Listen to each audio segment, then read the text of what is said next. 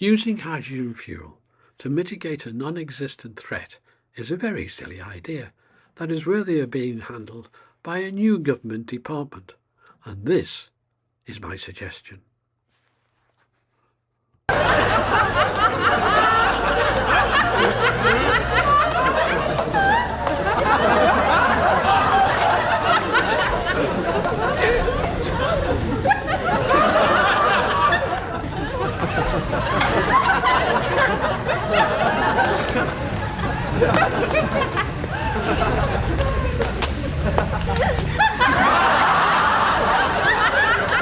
I couldn't help using one of my favourite clips with John Cleese there, but it is very much a delusion, hydrogen storage and the use of hydrogen.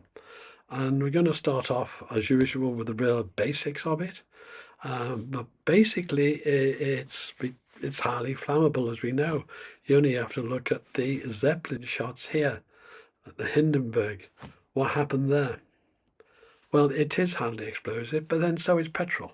So just because it is highly explosive does not mean we have to disregard it. We can counter it. Now, my job here is not to just have a go at hydrogen as a storage mechanism. My job is to expose the basic facts so people understand the issues, the benefits and the negatives behind hydrogen. But I'm going to expose you first, to be fair, to the propaganda from the Energy Authority. And this is their film, I think very rose-coloured glasses version of hydrogen. I actually think it's wrong, but this is what the public are being told. So let's expose ourselves first to what the industry says about it. Hydrogen is a versatile energy source that will play a vital role in securing homegrown supplies of energy for the UK and help us deliver the UK's net zero commitments. This low-carbon gas could replace fossil fuels in several important areas, largely using the same network of pipes that exist across the country. Hydrogen can be produced in lots of ways. One method splits water molecules to produce hydrogen.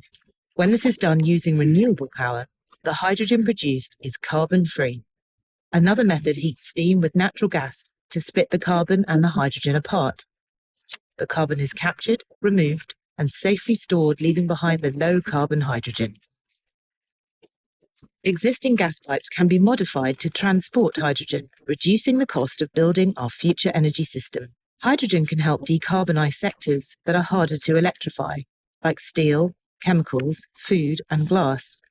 This helps safeguard our economy for the future by protecting existing jobs and creating new ones. Hydrogen can be used in lorries and buses to help improve air quality and reduce emissions. Replacing natural gas with hydrogen made in the UK can support our energy security. As the proportion of renewable electricity increases, hydrogen power plants can help keep the lights on when renewable generation is low. Excess hydrogen can be stored until it's needed.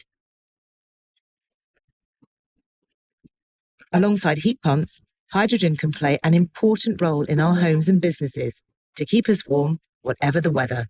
In the future, hydrogen could be an ideal fuel for aviation and rail. Hydrogen can be imported from and exported to internal markets by ship. Decarbonising the UK's energy landscape is a major engineering challenge. We'll need much more electrification alongside hydrogen to meet our net zero goals. With the efficiencies hydrogen brings in storage and distribution, it can play a vital role in our evolution towards a sustainable, resilient energy future. Well, I've got to wear glasses at the moment because of my eye problem and operations tomorrow, actually.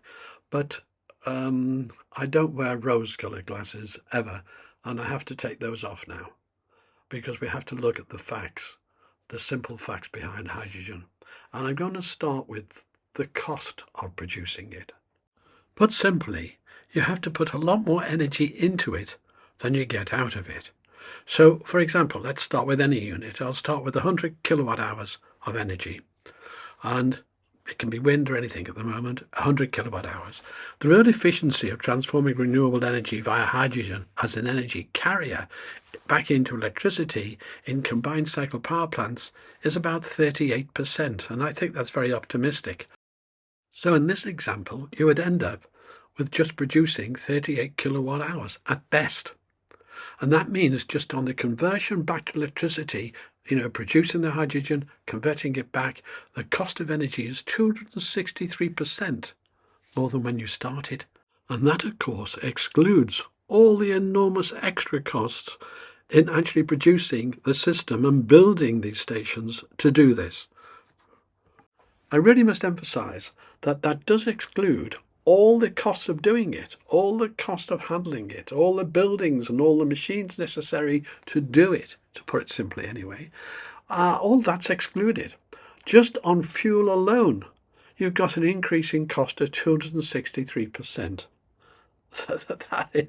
That is untenable. But we'll now move on to hydrogen storage, which is not as simple as you may think.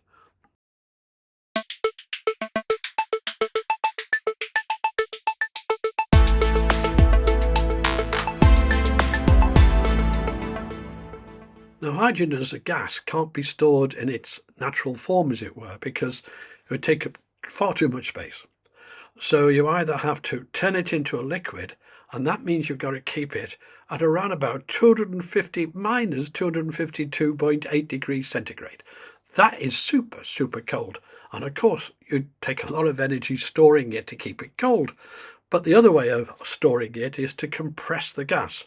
And you have to compress it to somewhere in the 5 to 10,000 pounds per square inch. So any hydrogen storage in practice to be used really has to be compressed at very high pressures indeed. But high pressure is just one thing. The other thing that is really important is that hydrogen makes metal brittle. It actually leaks into the metal and can crack it open. So you simply can't put hydrogen into normal steel pipes or into steel storage. It'll actually break open, leak, and could explode, obviously. So there's a big extra cost involved in this. But let's first turn our attention of the effect of that on storing the high-pressure hydrogen. And here is a typical tank. You need a high-density polymer lining, and you need the tank really to be spun carbon fibre. It's a very expensive tank, and that's the only way you can store hydrogen. So if you're putting one of these into your hydrogen car, immediately you've got a lot of extra expense. And hydrogen cars, of course, are very, very expensive. But we'll be going into that. At this point, I just mentioned, I'll be referring to it later, you can actually also compress hydrogen further till it becomes a liquid. At that point, it's very, very cool, minus 253 degrees centigrade.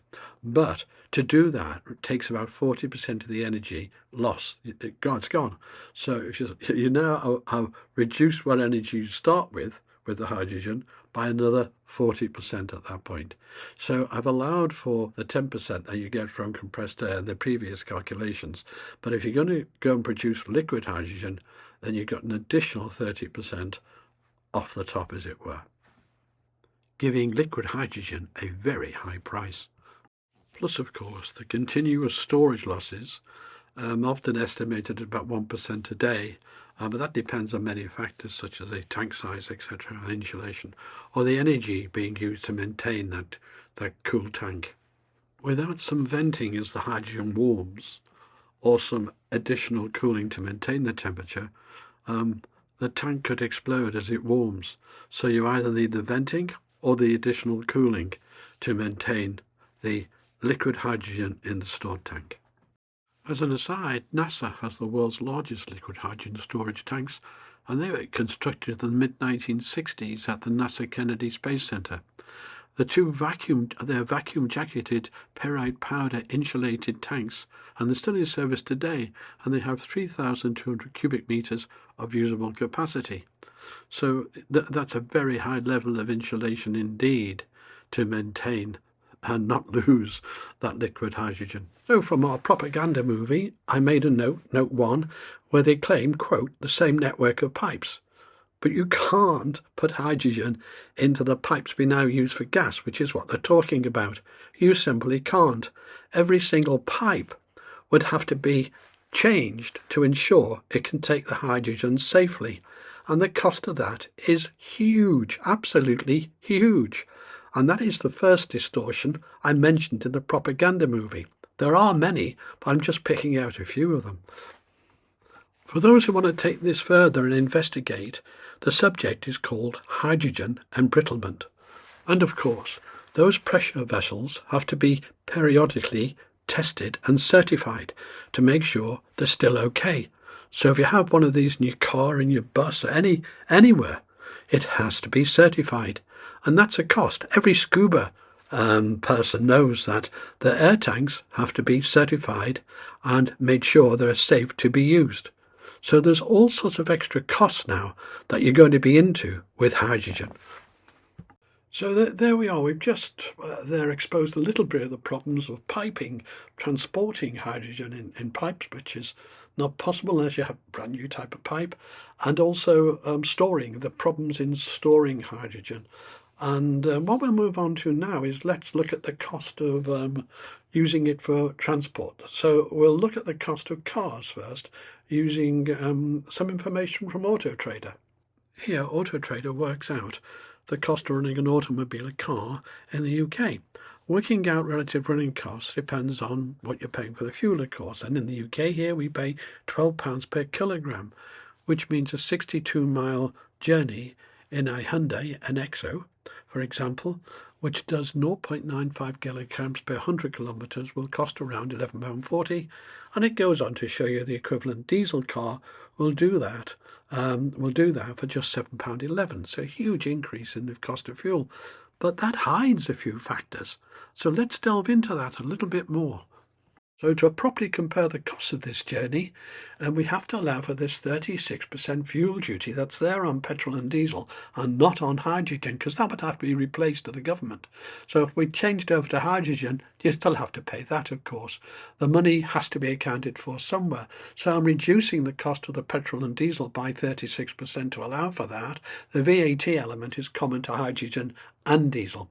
So what is the effect of that? Well, that journey with hydrogen is £11.40. The journey with petrol is £4.97.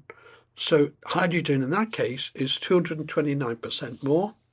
And with diesel, it's £4.06, that journey, and that makes it 280% more for hydrogen. So you're paying almost 3 times the price just for the fuel in your car, let alone the extra cost of the car, because that particular car costs about £65,000. So you've got huge extra capital costs and huge extra running costs. Well, the situation is actually worse than I just explained, because you have to ask yourself, how is that £12 per kilogram hydrogen made? Because it's a futile exercise that has forgotten the objective. Almost treble the cost of fuel, double the cost of your car, and not reduce the CO2 emissions. That's right, not reduced the CO2 emissions. I'll explain why. The World Energy Council have produced this pie chart, and the black part is the hydrogen made from fossil fuels, which is about 96%, but here they've got it 95%. And that fossil fuel production produces as much CO2 as the entire world's aviation industry. In fact, taking the fuel from this, while it's cheaper to make, it's a cheaper hydrogen to make, means that you haven't gained anything in the terms of saving CO2. Well, I don't mind that, because I want to see the world with more CO2. But if the objective of all this hydrogen shenanigans is to save CO2, you haven't achieved it. And this fact does not make the green alarmists very happy. In fact, they tend to dance a lot on this subject, saying it is just an excuse to burn fossil fuels. But if you have to use the greener CO2 made from renewables using electrolysis from, say, water, there is a problem. It's more costly. Whilst there are a multitude of scientific papers detailing hydrogen production, to simplify things, I've just taken this one. It's the future costs of hydrogen, a quantitative review. And here are the costs. And as you can see, taking the hydrogen from natural gas, you've got a cost of 3.45. That's for the original extraction of it, as compared to say wind onshore. Now that's a greener one, or wind offshore. So you're up to 7.22 or 7.73. So I'm just going to call it double. So in broad terms, green hydrogen, which is the one taken from renewables, right, which they claim is CO2 free. It's not really, but they claim it is. Then that's about double the cost of taking it from, say, the methane in gas, which is how 95% of it's produced. So now we have to double the cost of that trip in that car. So now the journey costs between 458% and 560% more, and the actual vehicle costs about double. And of course, in real terms, we haven't got the hydrogen structure, and the chances of getting one in at the huge expense for that is minimal. So really, for cars and trucks, I think hydrogen is dead simply because of the costs. And of course, the same cost problem applies to all forms of transport from trains onwards. It is going to cost a lot more. And even though they're forecasting reductions in the cost of hydrogen, they're just pie in the sky forecasts. We can't really rely on them. And even if we achieve their targets 50% reduction, it's still way more expensive than fossil fuels. Even our net zero MPs in our House of Commons, who frankly act like a group of penguins following each other in to the 2050 net zero target, where even the doubters who may have second thoughts don't like to be left out of it. I've concluded this. In our view, multiple changes will be needed to the way we obtain, use and store energy if we are to reach net zero emissions by 2050. You can say that again. Hydrogen will have its place in this portfolio, but we do not believe that it will be the panacea to our problems that might sometimes be inferred from the hopes placed on it. So even the penguins are beginning to doubt a little bit on hydrogen. Although we do now actually have a party in the UK called Reform that actually opposes this net zero nonsense. And over in America, it's just the same really. All you have to do is ask the simple question, what is the benefit for all this net zero?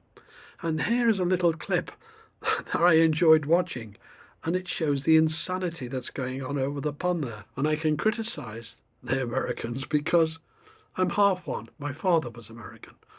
If it costs $50 trillion, as some of your colleagues have testified, to become carbon neutral by 2050, how much is that going to lower world temperature? So every country around the world needs to get its act together. Our emissions are about 13% of global emissions. Yeah, but if you could answer my question, if we spend $50 trillion to become carbon neutral in the United States of America by 2050, you're the Deputy Secretary of Energy.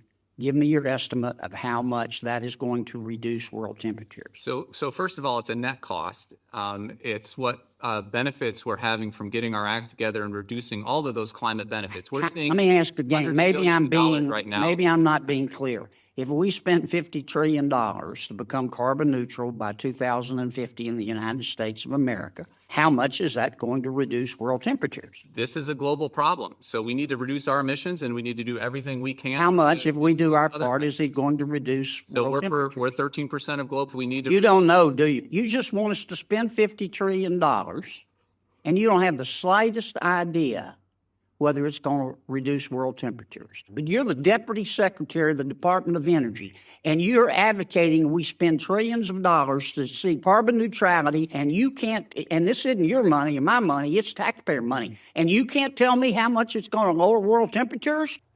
Rather funny though, because I asked the same question last Saturday on GB News, which is a British news channel, and couldn't get an answer, of course. So it's quite interesting. However, I've been digressing, haven't I? I'm going to return to hydrogen now.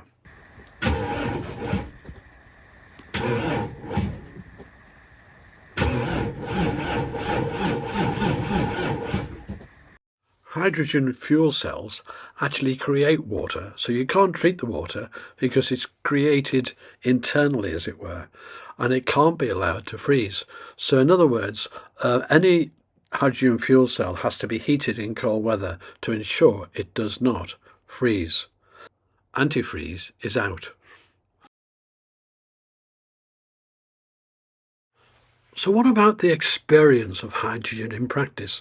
So we'll look at the experience of hydrogen in transport, and I'm afraid the record is not good.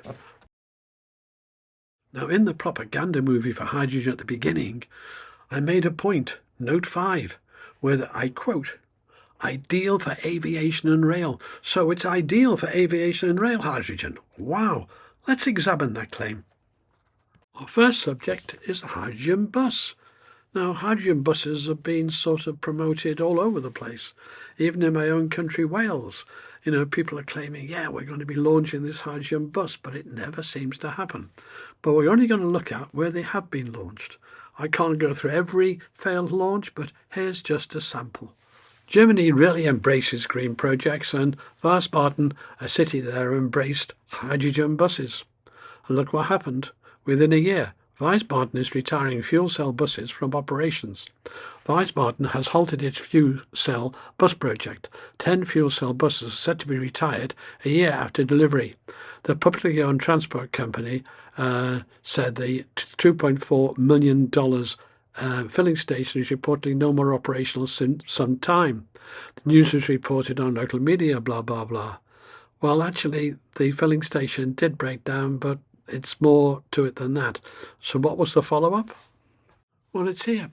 You know, not only are they retiring the buses, but let's read what it says. Wiesbaden Public Transport Company to end the Hydrogen H2 programme, which had received more than €5 million from the EU and German authorities, and stick to electric battery buses over the long term.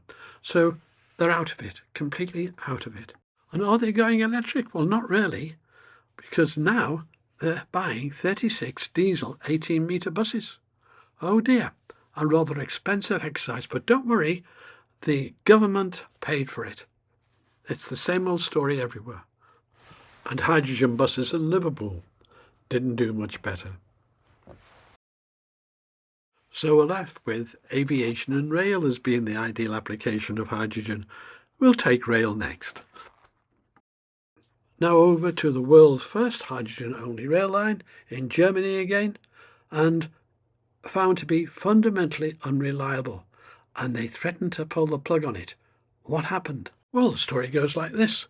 The RB15 line on the mountainous Taunus network was supposed to make a complete switch from diesel to hydrogen on the 11th of December 2022, when the 27 Corrado Island fuel cell trains ordered from Alstom for €500 million were scheduled to start operating, but only 6 of them were delivered in time and proved to be defective. So it was withdrawn.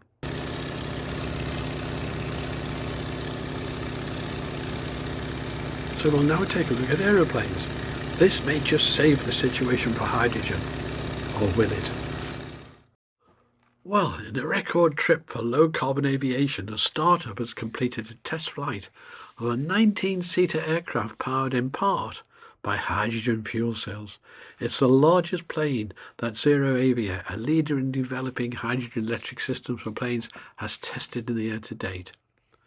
The flight took off from Cotswold Airport in the UK and lasted about 10 minutes altogether.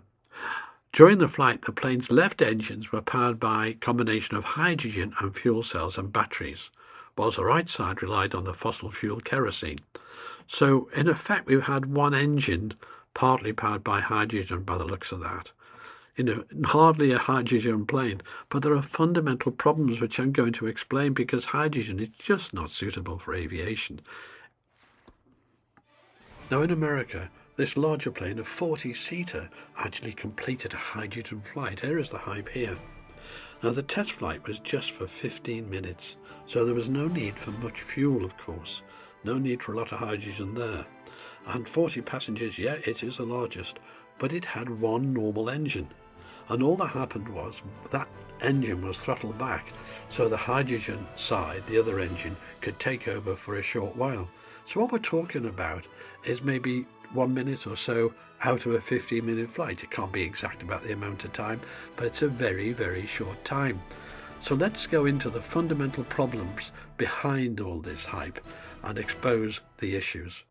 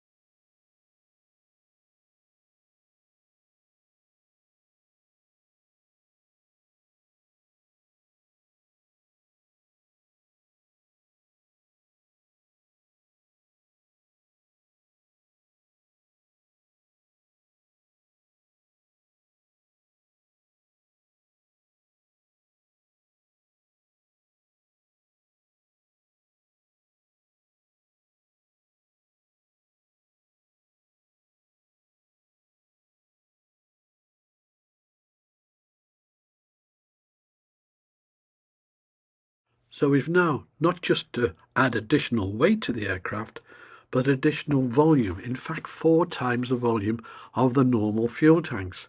And on top of that, you've got that problem of the extra equipment to keep them cool all the time, of course. This diagram shows you a number of the combinations. And if you take the first one here, it's very little room left for passengers. And then you could put the hydrogen tanks above the head here, but you're still greatly reducing the load. Another configuration is to have a single row of seats with the hydrogen stored alongside them. There's all these different combinations. You see, normally fuel tanks, kerosene, is stored in the wings. They get them out the way to maximize the cargo and passenger space. So you're going to at very least, half the amount of passengers or cargo you can take. And just that alone, before we begin this, doubles the costs. But in addition to that, you've got the cost that there's no point in using blue hydrogen, as explained, because you haven't saved any CO2. So you've got to use green hydrogen. And the cost of that is going to be 5-6 times the cost of your normal kerosene. So you've now got double the cost in terms of passengers or cargo, and you can multiply that again with the huge extra costs on the fuel. So now we're looking at really incredibly increases in prices on aircraft. It's just not viable. And there are some more issues. Hydrogen fuel cells need 2 metals, precious metals, to function. One is platinum, as used in jewellery, for example, and the other one is even more scarce than platinum, way more scarce, it's iridium. Increasing demand by a brand new application like hydrogen cells and a big expansion of those onto a precious metal like platinum is going to really shove prices up a lot. And we actually have a case study here. Iridium is far less known about as a precious metal, but it's much more precious than platinum. Just look at this graph here of prices on iridium and look at that jump. What caused it? Well, this caused it. Yes, the penny dropped that iridium was essential for hydrogen cells. And the price went up around about 500% and is held at that 500% since then. Now, of course, research and development over time may solve these problems, may well do, but it's not there yet. And I also wish to point out that no matter what we do in this direction, the base of all this, that's how I started this video, is that you have to put a lot more energy in to getting hydrogen than you get out of it. I'm sure some of you may be asking, but what about the safety of hydrogen? Well, here are my views. I could show you all sorts of horror stories about hydrogen fires, but I could also do that about EV fires, electrical car fires. And I could also do it about petrol and diesel fires. And I'm not going to go into it because it's actually quite a complicated subject. I just don't want to go into it because there's no need to. Hydrogen is not really a practical fuel for use in boats, by the way, which we missed out. It's completely out of the question. But it's not practical for cars, not practical for trucks, not practical for airplanes and trains and buses. It's just not practical. It's also extremely expensive to use. So I'm not going to go into any further than that as regards the fire risk. Otherwise, I could spend a whole program alarming you this way, arguing that way. Not prepared to do it, no need to do it. Maybe don't look now, but there's an energy source that's creeping back into production. And you know what it is? Well, it's gas, but gas with an excuse. Well, as you probably gathered by now, I don't believe hydrogen has a chance of being an economically viable solution as it's been claimed. But, there's a way of using it as an excuse to build gas stations. That's right, ordinary fossil fuel stations. And look at this. This is one that's just been built in the UK. And it's, a fantastic, most efficient gas station that's been built, as it were. Superb. But how can that happen? Well, it happens because it can be adapted to hydrogen. So now we have the excuse. We can build gas stations because they can be converted to hydrogen in the future. I understand now. Yeah, so that is the excuse. And it's not just in the UK. It's in places like Germany. Look at this. So as long as we call it the gas to hydrogen shift, we can build gas power stations. Wow! And that's besides the EU itself declaring natural gas as green. So there are some movements going on here. And a report by the previous government to this one earlier this year stated the UK may need new gas power stations to decarbonise the grid. The report says new nuclear capacity will not be ready in time to provide required increase in baseload electricity. But of course, gas is not just baseload. Gas is essential for coping with the wind fluctuations. Nuclear can't do that. Nuclear is only a baseload. Gas can be both a baseload and a load that can handle all the peaks and troughs. And that's fundamental to understanding all this. Our current Energy Minister in the new government, Mr. Miliband, said, in responding to that report, of course we need to replace the retiring gas-fired stations as part of a decarbonised power system, which will include carbon capture and hydrogen playing a limited backup role in the system. Now, as of last year in 2023, there are 35 active gas-fired combined cycle power plants and 14 single-cycle power plants operating in the UK, which have a total generating capacity of 35.7 gigawatts. That is absolutely fundamental to our system. Now, the difference there is the single-cycle ones can react fast to cope with the wind fluctuations, where the combined cycle power ones can't. But the single cycle ones use about 50% more gas. They're very inefficient compared to the combined cycle ones. So the fact we need those single cycle ones, the inefficient ones, just to maintain the renewables. And that is a huge extra cost. And they have to charge us more because instead of being used in a routine, planned manner, they have to be able to switch on and switch off at short notice. That costs a lot, and already has added about 25% to our gas prices, but that will be rising a great deal.